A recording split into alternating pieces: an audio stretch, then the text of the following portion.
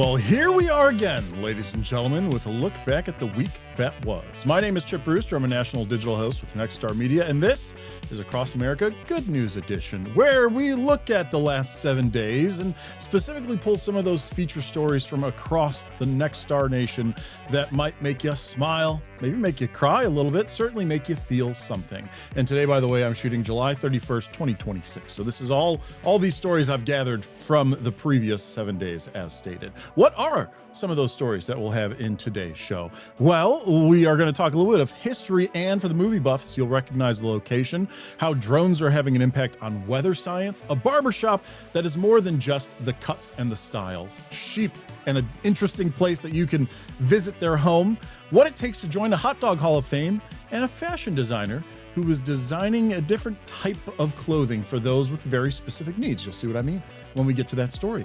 Before we get to those, though, we're going to begin the show with a story from our station, WJZY in Cleveland, Ohio. I will tell you that I come across this story frequently when I am gathering for Good News Edition. And I feel like I could almost have one every single week, but just sometimes you gotta throw it out there so that people know this is going on. This is being celebrated on a regular basis. And for that, we take you to that station's reporting to meet a young woman, little girl, who has just won the battle of a lifetime. It's a moment 7-year-old JADY Dobbins fought for 2 years to achieve. Wearing pink boxing gloves, this little fighter is ringing the bell to celebrate beating cancer at Akron Children's Hospital, a feeling she could hardly describe. Exciting and happy. At 5, JADY was diagnosed with B-cell acute lymphoblastic leukemia. Within weeks, her mom, Hannah Rengers, says JADY began chemotherapy at Akron Children's. Over the course of treatment, JADY also received multiple blood transfusions and other difficult procedures. Akron Children's became their second home. We fought for 2.5 years. This is one of the most incredible days of my entire life. The community also showed up in a major way. Her school and multiple other organizations raised thousands of dollars to help JADY persevere. She's so strong. She's the most loving, most fierce, tenacious child I've ever met in my life, and I'm so proud to call her my daughter. The Rengers say they're extremely grateful for the staff here at Akron Children's who made sure that JADY's spirits were always kept high, even over the holidays or even her birthday during her treatment. JADY is super special. She's just always been a remarkable little girl who is wise beyond her years and has tolerated everything that we had to do to get her to this day. Now, JADY and her family are looking forward to getting back to normal as JADY plans to return to cheer, camping, and maybe even soccer. Hannah and Michael say this moment means everything. It was breathtaking. It was beautiful. You couldn't have dreamed of anything better than what she just went down there and did. Let her personality shine. In Akron, TINO BOVENZI, Fox 8 News. And it's definitely one of those sort of bittersweet comments. I said it before that story aired. I see these stories all the time. So yes, that one came from Akron, but I can almost guarantee you there are kids going through something similar near you in your community and hopefully winning that battle, ringing that bell. So if you're looking to take part and help celebrate, you don't have to look very far. That one makes me a little vapory a little bit whenever I see those particular stories. So let's just keep this feeling train going, shall we? Next story, WHTM, Harrisburg, Pennsylvania produced this one, and we meet a fashion designer who went through her own bout of medical needs and discovered along the way a bit of a gap in the fashion world, and she is trying to fill that. And if you know someone that maybe you're out there looking for something like this, pay close attention to this story. It was a reminder every single morning that I was not okay. Emily DeLay's designs are inspired by her own experiences. She's from Camp Hill and is a master's student in fashion and apparel studies at the University of Delaware. After the chronic illness study that I had done, actually had to get a port and then a pick put in myself. And so I was really confronted very bluntly with the fact that medical devices are ugly. So she started Nova Medical Wearables. PICC line covers come in various colors. Molly Arnson gets to test out the products. I have a PICC line for fluid infusions, IV antibiotics, TPN, lots of different things. They're not cute. It's just tubing, extra things that are really hard to come to terms with, especially something like a PICC line that's on you for who knows how long. Nova has really just changed my life in terms of being comfortable. Arnson says she gets UTIs and suffers from malnutrition due to vomiting. So you're trying to figure all this out and then trying to figure out what to wear. I worked out in elementary school, and obviously little kids can't touch it, can't do anything with it, but they're always like, what's that on your arm? And I'm like, oh, it's so hard to explain. DeLay is designing to help the chronically ill be comfortable and confident. These covers are made with eco-recycled spandex and nylon, so they're sensitive to the skin. DeLay wants to make other medical devices fashionable too. I interview as many different people with different medical devices to learn about it.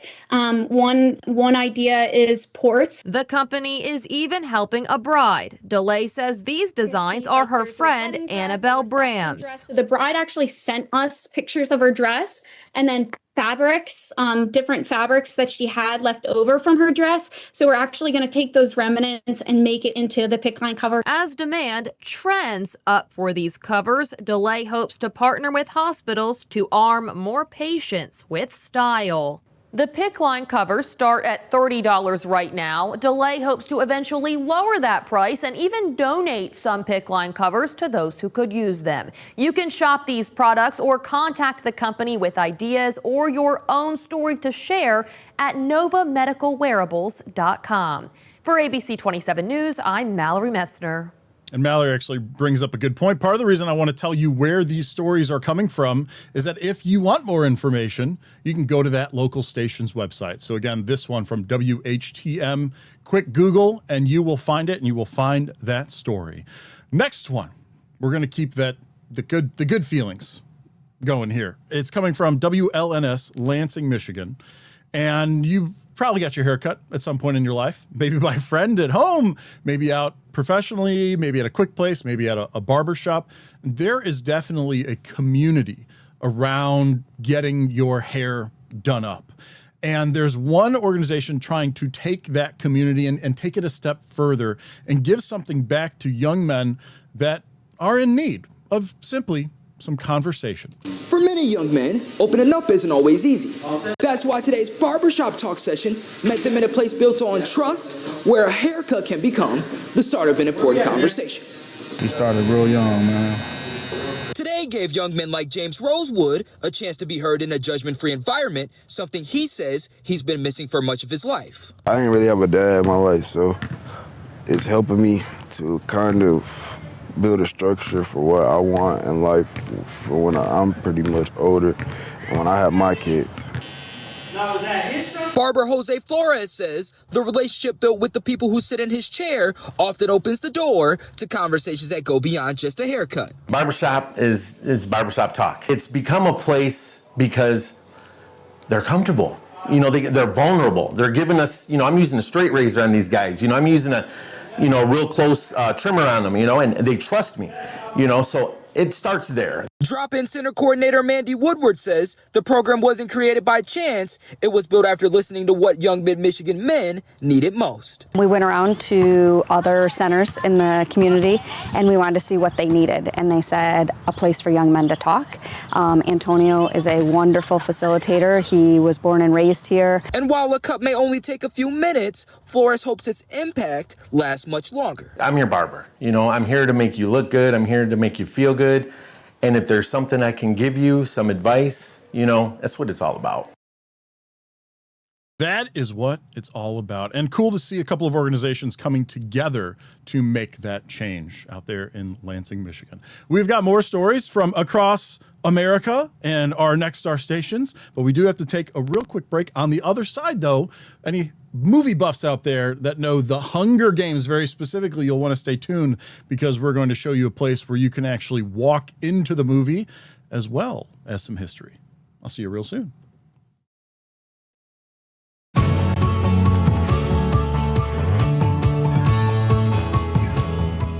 You're still here because I said Hunger Games, right?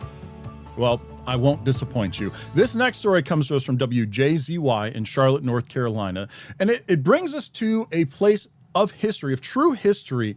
People once lived, worked. There is still life in some ways there, but also it's a movie set. Interesting combination, right?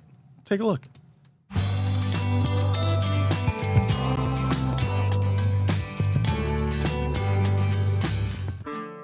Just outside the town of Hildebrand in Burke County, Henry River Mill Village may look eerily familiar to you. They come here and there's always something to kind of talk about. A lot of people come to explore something they've seen on the big screen. She's a fan of the Hunger Games. My name's Donovan, site manager, and I'm just going to take a little time with you guys, let you know what we're doing here to preserve the village. Movie buffs know this as District 12, where the 2012 blockbuster The Hunger Games begins. Think more Hollywood than history, because they really gutted the place out. The Everdeens lived right here. This was Primrose's room from the first Hunger Games movie, and the bed and the side table with the lamp on it are the only things from the production. You're actually here, like you don't have to pinch me, this is not a dream. It's real neat to meet people all over the world. Site manager Donovan Harper says there's a plot twist on this property that goes beyond pop culture. That there's a whole other sub-history and just a whole nother thing to this place.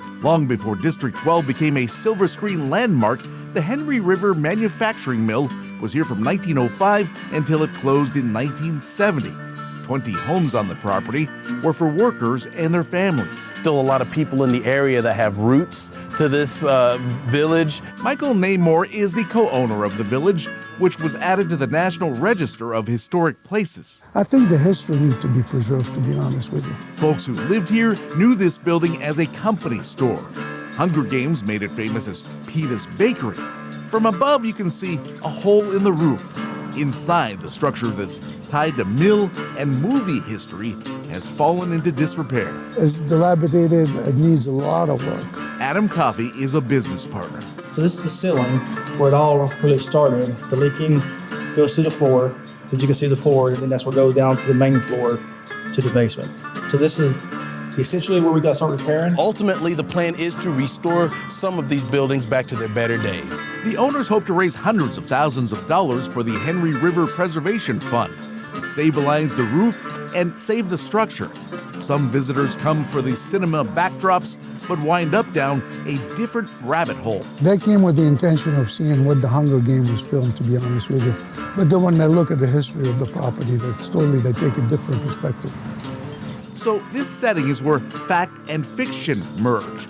But now there's a race against time to restore Henry River Mill Village before it's too late. I think it'd be cool for people to be able to walk through and see and to keep history alive. In Burke County, John Lee, Queen City News. Maybe your interest is piqued and you want to go visit it for yourself, you can absolutely do that. Or maybe you want to help save it. You've got those options. I told you before the break, check out the website, WJZY. But we're going to keep the show going and go on to another story, another place that you can visit for those that are keenly interested in military craft. I'm going to say craft. But this isn't about seeing the full-size thing. No, instead of that, you can see a miniature version, but that means far more of them and still learn a lot about the history. What's really interesting, this is what hooked me on this particular story, is it began as somebody's man cave hobby and just exploded from there. So anyone out there who's got a certain somebody in their life that you might feel the hobbies kind of taking over, watch this and perhaps feel a little bit better about that. Drive east on FM 18 away from the Abilene Regional Airport. And when you get to 603, hang a right. In just under a mile, you'll come to this sign, the Museum of Military Models. drive up the driveway, and that's where you'll find Warren Harkins. And then to get them out of the trenches was huge, and you had all kinds of casualties in the effort just to do that. So, just like the sign says, surrounded by hundreds of military models. This is our main tank, the Sherman. And if you want to know anything about any one of them, even though the collection ranges from the 1600s to the 21st century, he can tell you about it. The Tiger's turret turned rather slowly. If you want to hear the story, I'll tell you. Some of them are 30 minutes long. So. And these aren't the kinds of models you get out of a box. And some of them take over a year to have built. What does that mean, scratch built? I mean, parts, everything. I mean, it's not like a kit. It is not a kit at all. You basically decide what you want, decide the scale you want to build, and you basically start with a frame. You build a frame. You figure out what the materials and everything you're going to use. Whether you're going to use wood or whether you're going to use whatever else, steel or anything else to make it with, and then you build it that way. Harkins, who was in the military, says he's always been a military historian. They're going to stay in service. So when his wife gave him his first ship, USS Constitution, he couldn't stop there. Well, the Constitution has 5 sister ships, so if you get one, Now it's gotten so big, he's had to build 2 new buildings. It started out as a man cave, and now it's so much more. Well, with a lot of those guys, I think they're, it's just the memories, It just, and again, like I say, some of them not so pleasant. Some of them actually weep, And while Harkins preserves history with his models and his stories, we get to imagine what it must have been like on one of these ships. Maybe manning a cannon or even taking off from an aircraft carrier. For Big Country Homepage, I'm Victor Sotelo. And that's probably what this is all about. It's not about the hobby turned into a museum. It's about preserving history, preserving those stories, and for those who have lived through it, giving them a place to go to relive it and reflect on what they have been through. So there you go. A couple of cool places for you to visit that hopefully you've been introduced to by watching Across America Good News Edition. We have to take one more short break. On the other side of it, though, we're going to touch on a little bit of science involving drones and weather science, prediction, forecasting, what have you. We're going to learn about something called the Hot Dog Hall of Fame, and I've got one animal story for you, and it's actually another place that you could go visit if you so choose. So don't go anywhere. I will be right back.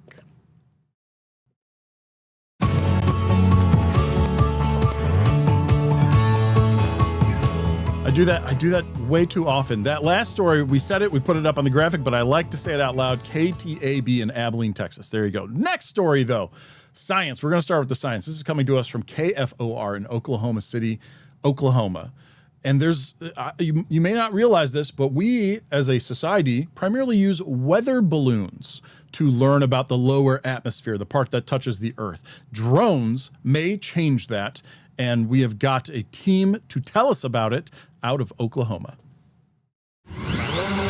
The future of weather forecasting is taking flight here in McLean County at OU's Kessler Atmospheric and Ecological Field Station. We're out here today to kind of kick off and unveil the 3D mesonet concept. It's a first-of-its-kind system, using drones to capture real-time, three-dimensional atmospheric data from one of the most difficult parts of the atmosphere to measure. It's kind of like putting on glasses for the first time, where you're seeing a clear picture of exactly how the atmosphere is changing. This is the lowest couple miles of the atmosphere. It's the part of the atmosphere that is directly impacted by the surface, and it changes in height throughout the day. That part of the atmosphere has been limited to weather balloons, which are only launched twice daily, at 7 in the morning and 7 at night, leaving hours in between where weather conditions can change without being observed. These drones can be launched much more often. Flies straight up and straight down, and this one's capable of getting a measurement up to 20,000 feet in a bit less than 20 minutes. The state of the atmospheric boundary there is really important for a lot of different areas, anywhere from energy forecasts to pollution forecasts to just your general temperature forecast. One of the biggest growing aspects in the state is aviation as well. So aviators really need this low-level data so they can fly safely. The goal is to expand this technology across the state and eventually across the nation. In McLean County, SYDNEE BATZLAFF, Oklahoma's News 4. I feel like we constantly make jokes as a society about weather forecasting and how little one has to be right to be good at it. But with technology like that, we might actually be right more often than not. So that's pretty cool to see. And as someone who definitely, I'm sure like so many out there, check the weather forecast frequently, looking forward to improved accuracy. Next story coming to us from WCIA based in Champaign, Illinois. I did not know that there was a hot dog hall of fame hosted by Vienna Beef, the company. But I learned about it today, and so are you. What do Vienna hot dogs mean to you? Oh man, just kind of growing up in Illinois, just history. That history Fraser Valley hot dogs owner Matt Kortz found right here in central Illinois. We had a really popular hot dog stand called Mr. G's growing up on El Dorado Street. And I don't know if you ever heard of Cruckle's Custard in Decatur. And I kind of based my ideas similar to the food that I grew up on. I just felt like I knew what good food was growing up, you know, and coming out here, we didn't have any kind of like anything similar. So I just feel, and there's a lot of people from the Midwest here too, you know, and so I figured it would be a good fit. Because of 16 years of commitment to quality food and good customer service, he was awarded into the Vienna Beef Hot Dog Hall of Fame. Because I've been in business for about 16 years. Quality, consistency, the amount of volume that I do with the Vienna Beef Hot Dog Company. But before this award could sit on his shelf, he was served up a few tests to make sure he was worthy enough to join the ranks. They sent a secret shopper in, and I just kind of met their standards. I talked to Kort's mom today, and she couldn't be more proud of her son for chasing what seemed like an impossible dream. Matt, you kept your nose to the grindstone, you had a good idea, and you paid attention to all the details, and that's what Vienna Beef liked about him as well. And we are just so proud that you're our son. Matt is thankful for the hot dog community, not only in Decatur, though, but across the country for supporting one man in his dream. I'm really humbled and very grateful and thankful that they considered me. Silly me, that is also another place that you could go visit. We are just dropping all sorts of options for you for those that want to explore America and learn about cool things like we do here on this show. I also love that they talk to Matt's mom. I don't know, it's just like to get mom in the story, probably the best part of it for me, if I'm being perfectly honest. One more story for you to wrap up this week's edition of Good News Edition. It's coming to us from WKRN in Nashville, Tennessee. So this is yet one more place that you could totally visit. I will tell you though, if you're not super into golf, you might not like this, but if you are super into sheep, then maybe still go. If you've been to the Hermitage Golf Course, you may have seen a few sheep on your path, but there's 55 of them and quite the story of how they got here. My dad was playing at Whistling Straits and was coming down the fairway and heard a bell.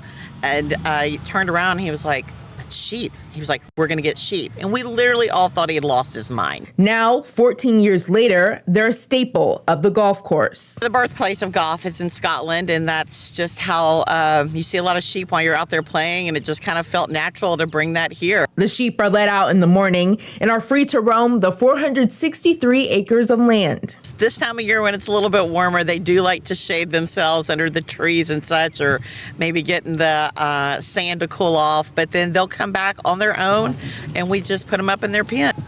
Hi, baby.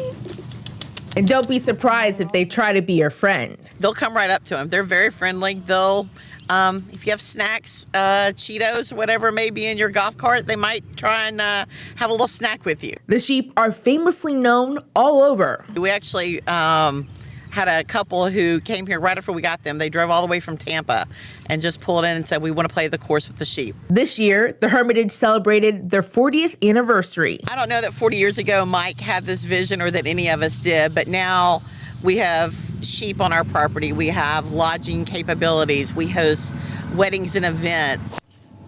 This has grown to something that brings us joy and just knows that we have more to continue to give. We have sheep on everything now, and when you see a sheep, when you see that side profile, you know you're at the Hermitage Golf Course. There you go. I got the animal story in for you this week. It was a little different. I know it, but hey, making it happen. Well, made it happen. Show's over. But I thank you. I appreciate you continuing to watch this show, and we will do it again next week. Until then, I'm Chip Brewster. Take care, everybody.